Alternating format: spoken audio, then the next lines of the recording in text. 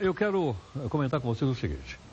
Hoje, nós vimos uma notícia, duas notícias que chamam a atenção da nossa equipe e por esse motivo, então, nós trouxemos até você. Primeiro, tem um cidadão lá na Dinamarca que tinha um submarino e ele convidou uma jornalista para conhecer o barco. Ele assassinou, matou a jornalista, cortou a jornalista em pedaços e jogou ela no mar. Foi condenado à prisão perpétua. Dinamarca. Na Índia, um guru, que é um líder religioso, estuprou uma moça de 17 anos. Pegou prisão perpétua. Aqui no Brasil, aquela dupla, Bruno e Macarrão, lembra ou não? Que foram condenados pela justiça, porque mataram, esquartejaram e deram os restos da modelo, Samud, para o cachorro comer. Então, um deles eu acho que já está na rua, o outro está na iminência, está na rua. Agora, pergunto o seguinte, será que a nossa legislação é muito branda ou será que a legislação de outros países é muito dura? Não sei. Para isso, gentilmente aqui conosco, nós temos aqui o advogado, constitucionalista, criminalista, doutor Adib Abduni, que está aqui conosco gentilmente. Adib, muito obrigado mais uma vez. Você vê que eu só trago aqui coisa leve para você, só coisa tranquila, certo ou não? É verdade. E aí?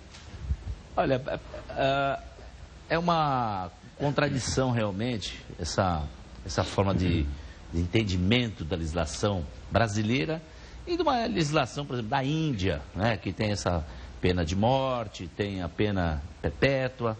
No nosso país nós temos uma Constituição que ela é garantista. Então, ou seja, dificilmente com esta Constituição, principalmente essa Constituição, infinitamente, nós não vamos ter uma emenda a essa Constituição para dizer que a pena é perpétua, porque nós temos uma cláusula, chama-se a cláusula pétrea. Cláusula pétrea, porque eu não entendo nada, quer dizer, não pode mexer?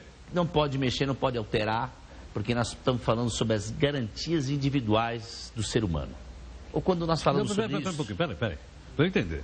Então quer dizer que na Dinamarca e na Índia não tem garantias individuais do ser humano? As garantias individuais do ser humano lá é diferente daqui a interpretação. Mas o ser humano não é o mesmo? Deveria ser desta forma.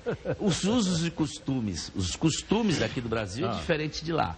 Lá, eles colocam isto como um costume repudiante e que a legislação de lá tem que ser enérgica e tem que dar uma punição à altura. Então, é um entendimento, é cultural também. Só que a nossa Constituição, ela... diz ali, nós temos aí um artigo 5º. A Constituição, ela consolidou a nossa cultura. Consolidou e tem mais.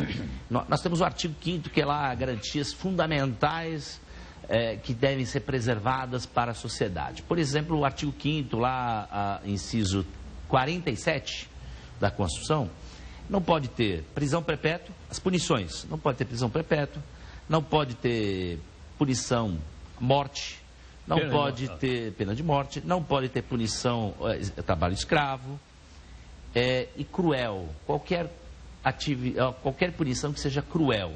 Tanto que nós falamos há um tempo atrás... que a nossa Constituição diz que prisão perpétua é cruel. É cruel. Então justamente. Os dinamarqueses são cruéis. No nosso entendimento... Os indianos também são cruéis, é isso? Na nossa legislação, sim. São cruéis. Então, nossa Constituinte... Então, nós temos que levá-los num tribunal internacional por crueldade. Nós temos que alterar esta Constituição, ou seja, temos que abrir uma nova Constituinte e tirar esta cláusula pétrea, mudando todo o costume. O problema é que nós temos hoje no Brasil divergências de entendimentos, como nós vemos aí pelo Supremo Tribunal Federal, por exemplo. Pode acontecer, na primeira instância, segunda instância, entender, se nós tivéssemos uma Constituição parecida com a Índia, que a pena de morte deve ser cumprida, mas ele vai recorrer ao STF e pode mudar, haver essa alteração. Então, nós temos aí um tribunal... Teve uma emenda constitucional pedindo pena de morte, não teve? Só que ela não pode ser por emenda. Não pode ser por emenda, então, por isso que não passou. Uma tentativa. Eu acho que me lembro até do autor. Existia uma tramitação, só que ela não vingou porque existe uma vedação constitucional que não pode ser feita por emenda constitucional, somente por uma alteração através de uma Constituição. Por isso é que ela não prosperou, inclusive. Sim. Por isso mesmo que não prosperou. Então, a nossa Constituição, ela veda esse tipo de punição. A nossa máxima punição que tem é prisão, 30 anos. 30 anos. E, dependendo da progressão de regime, ele cumpre um sexto. Um sexto? Cumprimento, um sexto. Por exemplo, Roger Abdelmaci, né? Ele foi, Abdelmaci. 250 anos. 250 anos, ele foi condenado. Porque isso equivale à prisão perpétua, pô. Ele não vai cumprir esta pena. Então nós temos tem a idade dele, ele só vai cumprir 1/6. A idade também? Também atenua. Nós pusemos aqui o Madoff nos Estados Unidos, o cara está condenado lá, sem sair da cadeia, com mais de 80 anos de idade. Quer dizer, isso também quer dizer que é o nosso costume. Nós amparamos velhinhos como eu, é isso? Nós temos na legislação que nós chamamos de surcietário. Ou seja, diminui. Você precisa me falar direitinho como é que funciona isso, hein? Então, o surcietário vai diminuir bastante aí. Então, por exemplo, o ex-presidente Lula, ele tem aí uma certa idade, ele tem benefícios na execução. A defesa deve estar pedindo todos os benefícios. Ele foi condenado a 9 anos, ele pode cumprir 1/6. Foi para 12, né? 12, desculpa. 12 anos, ele cumpriu 1/6, divide por 6, dá 2 anos de prisão. Cumprimento da pena. Se eventualmente não houver alguma mudança com essas alterações de tirar do Sérgio Moro as provas, né? Essas mudanças que nós estamos vendo no STF. Bom, agora uma questão, logicamente eu estou provocando você, porque o meu papel aqui é fazer a provocação. Adívio, é o seguinte, essas questões todas estão ligadas à cultura do nosso país, né? Sim, usos e costumes. Usos e costumes. A nossa legislação, como se transforma? Nós temos aí diversas formas de construir uma lei. A Constituição, quando é feita a Constituição, nós temos aí a lei maior que é a Constituição. Toda lei que vier, ela chama-se infraconstitucional. Ou seja, Código Civil, Código Penal, Código de Processo Penal. Essa legislação... E nenhuma delas pode se chocar com a Constituição. Nenhuma delas pode se chocar, nenhuma delas podem infringir se nessa lei ela não tem segmento no próprio legislativo. Então tem a Comissão de Constituição e Justiça, tem as comissões que passam a lei até chegar e ainda corre o risco de entrar com uma ADI e questionar no Supremo se a lei tem validade ou não. Então existe aí... Quem dá a última palavra é o Supremo. O Supremo só dá a palavra se eventualmente for provocado. Se ele não for provocado, ele de ofício ele não vai fazer, mas ele vai ter uma provocação ou de algum partido político, ou da OAB, ou de alguma instituição que tenha legalidade, que tenha possibilidade de fazer legitimidade para isso. Agora, Adívio, bom, como você disse, mudanças de cláusula prévia só se houver uma nova Constituição. Sim, não é? Tem que... Agora, eu acho que, de certa forma, para o público em geral, para mim, para nós que somos leigos, eu acho que a gente fica pensando por que em alguns países a legislação é tão dura e em outros nem tanto. E nós estamos no nem tanto, né? Sim.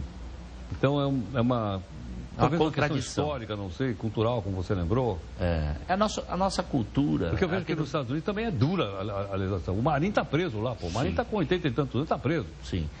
Eu vejo que o Brasil, essa Constituição de 88, nós estamos falando de 30 anos de Constituição.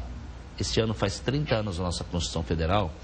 E desde 1800, essa Constituição ela mudou muito pouco. Então, essa mudança de comportamento, essa evolução que está tendo na nossa população, até de costumes, por exemplo, mudança de gênero, várias situações que antes não eram vistas nessa Constituição, ela não tem, assim, claramente, ou seja, é interpretada através dos direitos individuais. Esses direitos individuais, o uso, costume, direito de locomoção, tudo isso está na Constituição. Ela é de forma genérica, a Constituição ela se torna genérica, ela não consegue, tudo que for cruel, for perpétuo, ou seja, está claro, você pode fazer a legislação que for, mas desde que você preserve esse enunciado. Ou seja, não passe por cima dessas hipóteses, caso contrário não tem validade a sua lei. Então, o Código Penal, para ter uma mudança radical, como em outros países, os Estados Unidos, ou a Índia, Dinamarca, como você citou, precisa alterar essa Constituição e precisa ter o ânimos, ou seja, ter a vontade do nosso legislador em acatar essa vontade, porque também é sempre verificada a vontade da população, ou seja, há necessidade. Tudo bem, eu concordo. Agora, suponha o seguinte, eu te falei daquela tentativa de uma emenda constitucional para a adoção da pena de morte. Eu me lembro que houve um debate muito grande e ela não prosperou pelas razões que... Pelas razões que é Suponha que aquilo tivesse sido a plebiscito. Se fosse a plebiscito, fosse autorizado, mesmo assim, não dá para fazer por conta da cláusula pétrea. Ou seja, vamos ter que mudar a Constituição. Ela conflita com a Constituição. Se há conflito com a Constituição... O que eu fico pensando é o seguinte, é que aqueles que escreveram a Constituição não souberam interpretar diretamente aquilo que a população pensa. Porque se fizer um plebiscito é capaz de dar outro resultado. Então, esse plebiscito serve até para você dar subsídio para uma nova Constituição. Alterar a Constituição Federal, não só para isso, como para a escolha dos ministros. Eu sou contra, perdão, estou falando aqui só para criar polêmica. Não, eu também sou constitucionalista e tenho uma visão diferente dessa Constituição, que ela está um pouco atrasada. Eu vejo que é a necessidade de trocar. Ela desatualizou, não? Ela está desatualizada porque nós avançamos muito, o país está avançando. Então nós precisamos aí alterar até a forma de indicação do Supremo, né?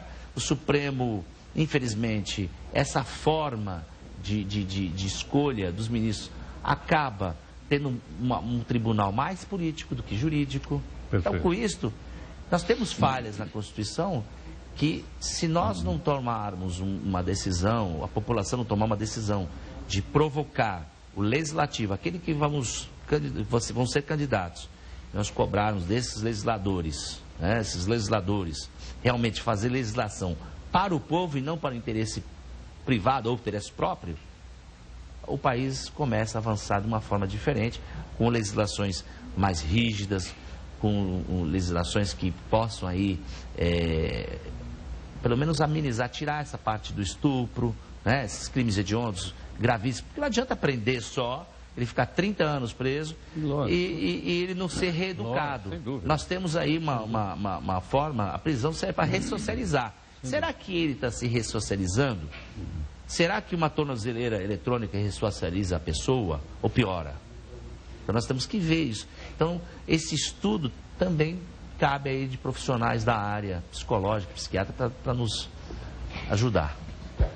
Obrigado pela aula. Eu agradeço, tudo bom. Muito obrigado. Muito obrigado. Obrigado. Bom, gentilmente conosco, doutora Adib Abduni, que é advogado, criminalista, constitucionalista, conversando conosco. Logicamente, o papel aqui é fazer provocação para que a gente possa, né, obter assim, essas respostas bastante interessantes de uma pessoa que tem credibilidade e conhecimento, para que a gente possa aproveitar disso como cidadãos, ok?